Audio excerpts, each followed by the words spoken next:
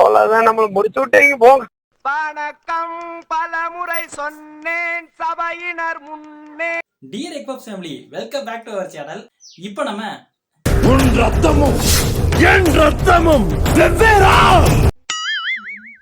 அண்ணே, படம் பார்த்து எல்லாத்துக்கும் ஒரே ரத்தம் தானே. இதுக்கு ஒரு நிமிஷம் இன்ட்ரோ கொடுத்துட்டு வந்துடுறேன். டே எக்பப்ஸ், என்னடா இத்தனை வருஷம் கழிச்சு வந்திருக்கு அப்படின்னு சொல்லி எல்லாம் சாக்கா பாக்குறது புரியுது. நீ எதுக்குடா அப்ப வந்தேன்னு சொல்லி பாக்குறீங்களா? சூர்யானே 2.5 வருஷம் கழிச்சுக்கு தேட்டருக்கு இப்படி ஒரு மொக்க படத்தோட வரும்போது நம்ம ஏன்டா அந்த படத்தை ரோஸ்டோட வரக்கூடாதுன்னு சொல்லிட்டு தான் இந்த கம்பேக். இன்னைக்கு என்னெல்லாம் பண்ண போறாரோ. எல்லா பேரும் போட்டு துவச்சிக்கிட்டு இருக்க படத்தை நம்ம எதுக்கடா துவைக்கணும்னு பார்த்தாலும் சரி, சூர்யா அண்ணன் மேல ஏன்டா உங்களுக்கு எல்லாம் இந்த வெஞ்சன்ஸ் அப்படின்னு சொல்லிட்டு தான் ஒரு கொஸ்டின் கேட்கிறேன். அதுக்கு முன்னாடி ஒரு இன்ட்ரோ போட்டுருவோமா? அப்புறம் என்ன ஆரம்பிக்கலாமா?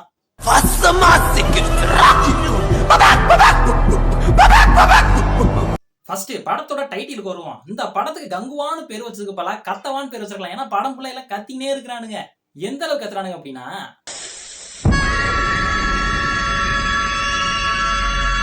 இதை விட மோசமா கத்துறானுங்க.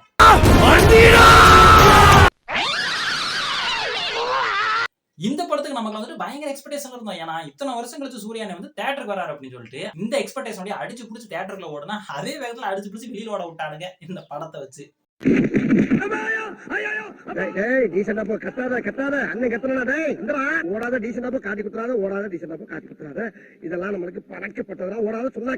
இப்ப இந்த படத்தோட கதைக்கு வருவோம். ஹீரோ வந்து ஆர்மிக்கு போறே தன்னோட ஆம்பிஷனா வச்சுக்கிட்டு இருக்காரு. அவர் வந்துட்டு ஒரு ஹீரோயை லவ் பண்றாங்க. இவங்க 2 பேரும் லவ் பண்ணதுக்கு அப்புறமா வந்துட்டு நான் ஆர்மிக்கு தான் போவேன் அப்படின்னு சொல்லிட்டு ஆர்மிக்கு போறாரு. சரி, அப்புறமே கல்யாணம் பண்ணி குழந்தைகள் ஆனதுக்கு அப்புறம் ஹீரோ எப்படா வருவாரு அப்படின்னு சொல்லி வெயிட் பண்ணிட்டு இருக்க நேரத்துல அவர் இறந்து உடம்ப தூக்கிட்டு வராங்க. அதை பார்த்து ஹீரோயின் வந்துட்டு மனசுல ரொம்ப இறுகியா அழுக முடியாம அழுகுறாங்க. லாஸ்டா வந்துட்டு இவரோட அந்த வீர தீர செயலை பாராட்டி நம்ம நாட்டு அரசாங்கம் பாத்தீங்கன்னா அந்த ஹீரோயினுக்கு ஒரு மெடல் கொடுக்குறாங்க. இதுதான் அந்த படத்தோட கதை. அமரன் படத்தை சொன்ன மாதிரி இருக்கு. அதாவது எந்த கதை நல்லா இருக்கோ அது நம்ம மைண்ட்ல ஃபர்ஸ்ட் வந்துருது. சரி, படத்துல அப்படி என்னதாப்பா ஸ்டோரி எல்லாம் இந்த கழுவி ஊத்துறாங்க கேக்குறீங்கன்னா, சிம்பிளா சொல்றேன். மாவீரன் படம் பார்த்திருக்கீங்களா? இதை நான் மாவீர் லிஸ்ட்லயே சேர்க்க மாட்டேன். இந்த படம் இல்ல, நம்ம ராம் சரண் காஜல் அகர்வால் நடிச்ச தெலுங்கு மாவீரன் படம். அந்த படத்துல காஜல் அகர்வால் வந்துட்டு சாகர டைம்ல கண்மூடும் வேலையாவது எனக்கு கரம்பற்று பார்த்திப்பா அப்படின்னு சொல்லி அப்படியே கவலையா கேட்பாங்க. அந்த நேரத்துல சத்தியமல்லான்னு ராம் சரண் போகும்போது ஸ்லிப்பாய் ஹில்லுல இருந்து கீழே விழுந்துருவாங்க. சத்தியத்தை பண்ணியே தீர்வேண்டா அப்படின்னு சொல்லிட்டு இவரும் பின்னாடி ஜம்ப் பண்ணுவாரு. அந்த சத்தியத்தை காப்பாத்துறதுக்காக பல ஆண்டுகள் கழிச்சு வந்துட்டு அவங்க மறுபடியும் எடுத்து வந்திருப்பாங்க. இதே கதை தான். பட் இந்த கதையில காஜல தூக்கிட்டு பையன் அந்த இடத்துல ஃபில் பண்ணா அதுதான் அந்த கங்குவா. பேசாம தூங்கி இருக்கலாம், நானே வந்து மாட்டிக்கிட்டனே. உன் ரத்தமும் என் ரத்தமும் வெவ்வேறா?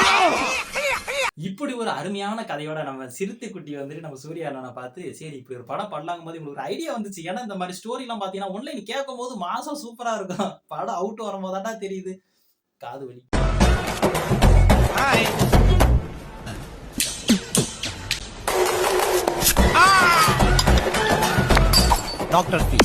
இந்த படத்துக்கு இன்னொரு ஸ்பெஷல் வேற இருக்கு. அது என்னன்னு பாத்தீங்கன்னா, எனக்கு தெரிஞ்சு தமிழ் சினிமால இந்தியன் சினிமாலேயே வந்துட்டு வால்யூம் வந்துட்டு ஓவரா இருக்குப்பா, அதனால வந்துட்டு 2 பாயிண்ட் வால்யூம் கம்மியா எல்லா தேட்டருக்கு குறைச்சு வைங்கன்னு சொல்லிட்டு முத ப்ரொடியூசரே வந்துட்டு எல்லா தேட்டருக்கு வந்துட்டு லெட்டர் அனுப்பி இருக்காருன்னா பாத்துங்களேன் அந்த அளவுக்கு இதோட நாய்ஸஸ் எந்த அளவுக்கு இருக்குன்னு. ரத்தமும் என் ரத்தமும் வெவ்வேறா? இப்ப எப்படி இருக்கு மாம்சே? குளவி கூட்ட கரைச்சு விட்ட மாதிரி உயின்னு ஒரு சவுண்ட் தான் மாப்பிள்ள கேக்குது. அட ஞான வெல்ராஜானே விடுங்கனே, 2 நாள்ல அந்த தேட்டர் விட்டே படத்துக்கிறாங்க. அப்புறம் வால்யூமை குறைச்சா என்ன, குறைக்காட்டி என்ன? பார்ட் 1க்கு தெரியாம யாராவது வர கூட வாய்ப்பு இருக்கு. Thank you sir. அப்ப புரியல, இப்ப புரியுது, இப்ப புரியுது. இவங்க எல்லாம் மாறி மறுஜென்மம் எடுத்து வர்றது இருக்கட்டும், இந்த படத்தை பாக்குறதுக்கு போன ஜென்மத்துல நம்ம என்ன பாவணுமோ தெரியல.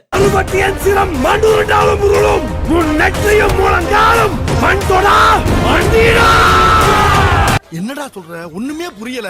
ஆல்ரெடி படம் ஃபுல்லா கத்திக்கிட்டே இருக்கானுங்க. இதுல இந்த படம் 3D வேறையா, அந்த ஸ்பெக்ஸ் போட்டதுக்கு அப்புறம் நம்ம காது கிட்டயே வந்து அவனுங்க எல்லாம் சேர்ந்து கத்துற மாதிரி இருக்குது.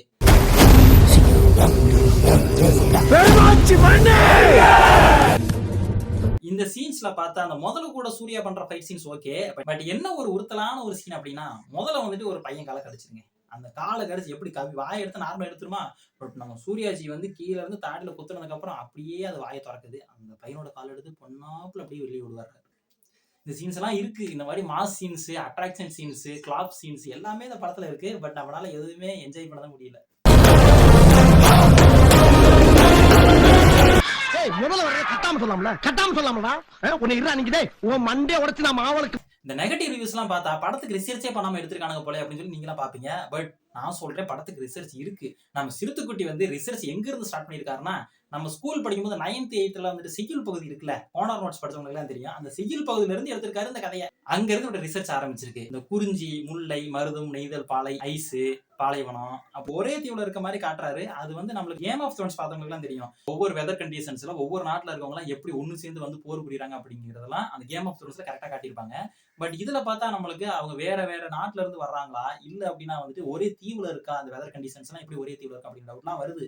அந்த அளவுக்கு ஒரு ரிசர்ச் பண்ணாரு. பட் அந்த அளவுக்கு இவங்க அவுட் கொடுத்தாங்களாங்கிறது தான் தெரியல. உங்க ஆமத்திங்க 40,000 விளக்கு வச்சு விட்டியாடா. நானாலும் எல்லாம் மனுஷ ஜென்மம் தானா. பட் பரவாயில்ல, நம்ம சிறுத்தைக்குட்டி இவ்வளவு ரிசர்ச் எல்லாம் பண்ணி இந்த ஸ்கிரிப்டை ரெடி பண்ணிட்டு நம்ம சூர்யானண்ட போய் வேகமா காட்டும் போது அவர் எக்ஸைட்மெண்ட் ஆயிருப்பாரு. பட் இப்ப ஆடியன்ஸோட அப்ரோச் எப்படி இருக்குன்னா, பழிக்குதே அம்மா, இந்த நாயை நம்பாதீங்க, ஃபர்ஸ்ட் லுக் நல்லா இருக்கு, டெய்லர் நல்லா இருக்குன்னு கூப்பிட்டு வந்தானே, நான் தான் சொன்னனே நல்லா இருக்காது, என்ன நம்புறியாடா. ஆனா பரவாயில்ல, இந்த டீம் வந்துட்டு ஆல்ரெடி முடிவு பண்ணிட்டாங்க போல. படம் பார்த்துட்டு எந்த ஒரு ஆடியன்ஸ் கத்த மாட்டானுங்க. அதனால நம்மளே என்ன பண்ணுவோம், படம் பூரா கத்தி வச்சோம்னு சொல்லிட்டு இஷ்டப்படுத்த இடத்துல பூரா கத்தி வச்சிருக்கானுங்க. முக்கியமா இந்த பெருமாச்சி மண்ணே அல்டிமேட் அண்ணே. தம்பி மெதுவாப்பா, காதெல்லாம் கொய்யினுதுல. படத்துல சத்தியத்தை காப்பாத்த நம்ம சூரியனை மறுஜென்மம் எடுக்கிறலாம் இருக்கட்டும். சிறுத்தைக்குட்டி இப்ப எங்களுக்கு நீங்க ஒரு சத்தியம் பண்ணுங்க, அடுத்து இந்த மாதிரி ஒரு கதையோட எந்த ஹீரோயும் போய் மீட் பண்ண மாட்டேன்னு சொல்லிட்டு இப்ப ஒரு சத்தியம் பண்ணுங்க. ஃபர்ஸ்ட் கங்குவா 1, அதுக்கப்புறம் கங்குவா 2, அதுக்கப்புறம் வந்து ஒரு என்ன சொல்றது, ஒரு சீரீஸ் மாதிரி பண்ணலாம், ஒரு ஃப்ரான்ச்சைஸ் மாதிரி பண்ணலாம், இல்லை வந்து ஒரு ஸ்டாண்டர்ட் ஒன் பண்ணலாம். சினிமா கேட்போம், கேவலம் கேட்போம். இல்லங்க, நானும் இல்ல சார், விளையாட்டுக்கு தான் நானும் சொல்றேன். விளையாட்டு கேட்டாலும் இதான ரூல் தானே. ஏன்னா அண்ணன் ஆல்ரெடி கொடுத்த அண்ணாத்த படம் வந்துட்டு ஏகபோக ஹிட்டு.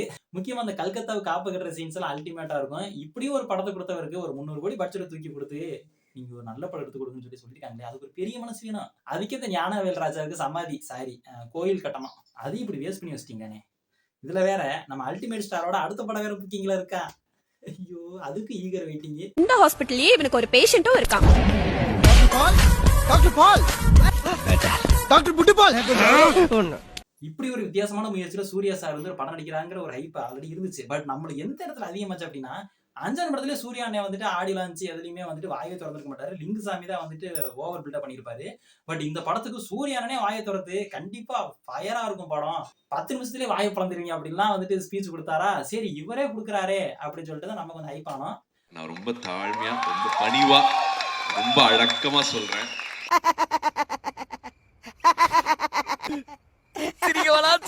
சூரியன் சொன்ன மாதிரி எல்லாம் வாயை பிளந்து பார்த்தாங்க தியேட்டர்ல. எந்த அளவுக்கு வாயை பிளந்தாங்கன்னா இந்த அளவுக்கு தான். Any creator, any director in Indian film industry வாயை பொளந்து பார்க்க போறாங்க. அதுக்கு முன்னாடி இந்த ஞானவேல் ராஜா டைரக்டர் இவங்க எல்லாம் கொடுத்த ஹைப் எல்லாம் நம்மளுக்கு பெருசா இம்பாக்ட் பண்ணாம சூர்யானோட ஹைப்பை தான் நம்ம நம்பி இருந்தோம். கடைசியில்னே நியாயமா இது. நம்மளுக்கு என்ன ஒரு கவலை அப்படின்னா, இப்படி ஒரு கதையுள்ள ஒரு படத்தை நம்ம லாங்குவேஜ்ல ரிலீஸ் பண்ணி எல்லாம் காரியத்து போறது பார்த்தாம ஆல் லாங்குவேஜ்ல ரிலீஸ் பண்றோம், இவ்வளவு ஸ்கிரீன்ல ரிலீஸ் பண்றோம்னு சொல்லிட்டு பில்டப் ஏத்தி எல்லா நாட்டிலையும் காரியத்து போச்சுட்டாங்களே.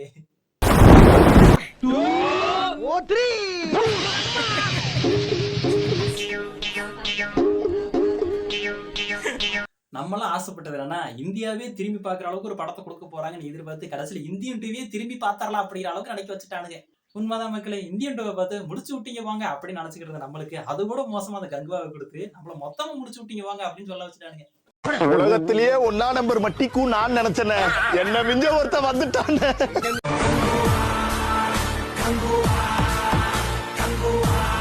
இதுல ஞானவேல் ராஜா ஏத்தன ஹைப். ஆங்கர் வந்துட்டு கேட்பாங்க, சார் 1000 crores அடிக்குமா அப்படின்னு சொல்லி கேட்டதுக்கு, என்ன மேடம் அசிங்கப்படுத்துறீங்க, 2000 கோடி அடிக்கும் அப்படின்னு சொன்னாரு. இப்படியே பேசுறவனுக்கு பைத்தியம் தாயா பிடிக்கும். அந்த 1000 crore கிளப் ரீச் பண்ணணும்னு நினைக்கிறீங்களா சார்? 500 பண்ணுதோ 700 பண்ணுதோ 1000 பண்ணுதோமா, ஜிஎஸ்டி சலான் வந்து நான் ட்வீட் பண்ணி விட சொல்லிடுறேன் ஸ்டுடியோ கிரீன் அக்கௌண்ட்ல.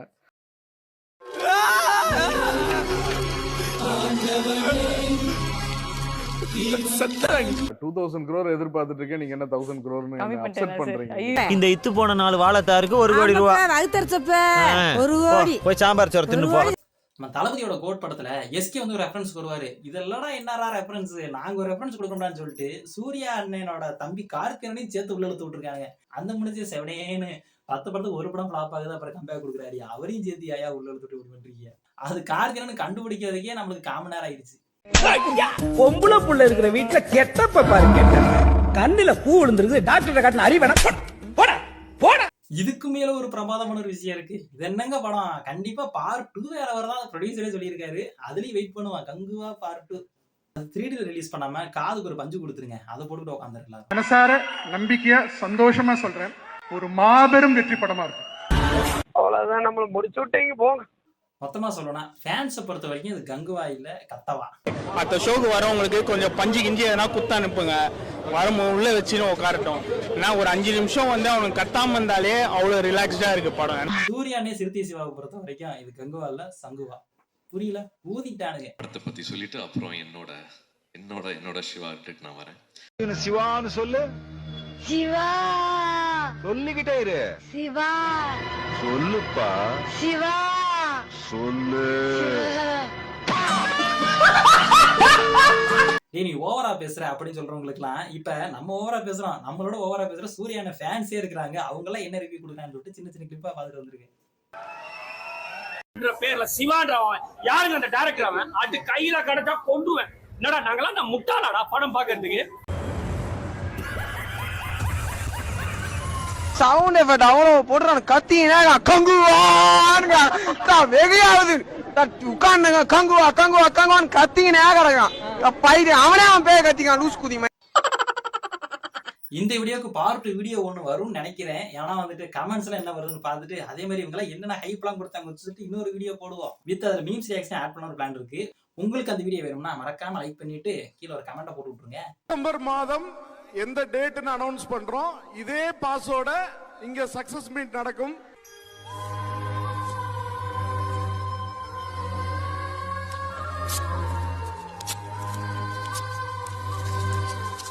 சரி, ஓவரால் அந்த கங்குவா படுத்தி சொல்லணும்னா கங்குவா தூக்கு போட்டு தொங்கவா குழந்தை மாதிரி வேலை செஞ்சுட்டு இருக்காங்க.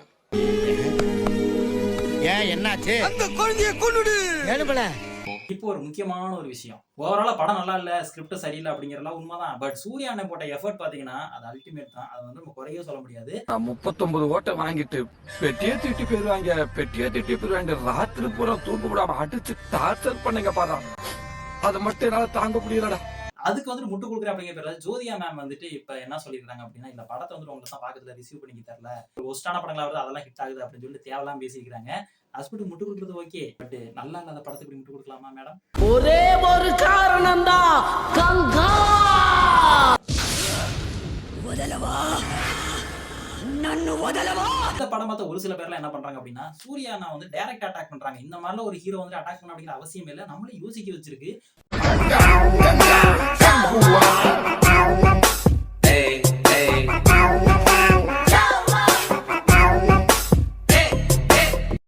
ஒரு படம் நல்லா இல்லை அப்படின்னா ஓகே ஓட்டலாம், டைரக்டா ஓட்டலாம், எல்லாம் ஓகே தான். பட் அவரோட இண்டிவிஜுவல் லைஃப் எல்லாத்தையும் சேர்த்து போட்டு இப்படி எல்லாம் பேசணும், ஒரு திட்டணும் அப்படிங்கிறலாம் வந்துட்டு அவசியமே இல்லாத விஷயம். பட் அது ஏன் தான் அந்த மீடியா எல்லாமே இவ்வளவு பூம் ஆகிட்டு இருக்காங்கன்னு எனக்கு சுத்தமா தெரியல. உங்களுக்கு ஏதோ ஒரு ஐடியா இருக்கும், இதனாலதான் அவர் வந்து இப்படி அட்டாக் பண்றாங்க அப்படின்னு சொல்லிட்டு. அப்படிலாம் ஏதாவது ஒன்று தெரிஞ்சுன்னா கமெண்ட் பண்ணுங்க, நம்ம அதுக்கு ஒரு வீடியோ போடுவோம். இன்னொன்னு, சூர்யா சார் வந்துட்டு அந்த லாக்டவுன் டைம்ல வந்துட்டு சூரரை போட்டு ஜெய்பீம் இந்த மாதிரி படங்கள் என்ன பண்ணாருன்னா ஓடிடி ரிலீஸ் பண்ணாரு. அவர் தியேட்டருக்கு வந்து இந்த எதற்கும் துணிந்தவன் படம்லாம் வந்துட்டு சரியான குத்து விட்டாங்க. அதனால தியேட்டர் ஓனர்ஸும் வந்துட்டு இவர் மேல சும்மா கான்ல இருந்தாங்க. பட் இத்த 2 வருஷம் கழிச்சு ஒரு படம் வருது அப்படிங்கும்போது ஹைப் எக்கச்சக்கமா ஏறி இருந்துச்சு. இது சூர்யானா படம்னாலே ஓரளவுக்கு நல்லா இருக்குமா பார்க்கலாம் அப்படிங்கிற நம்பிக்கையை வந்துட்டு இந்த கங்குவா படம் கெடுத்துருச்சு அப்படின்னு தான் சொல்லணும்.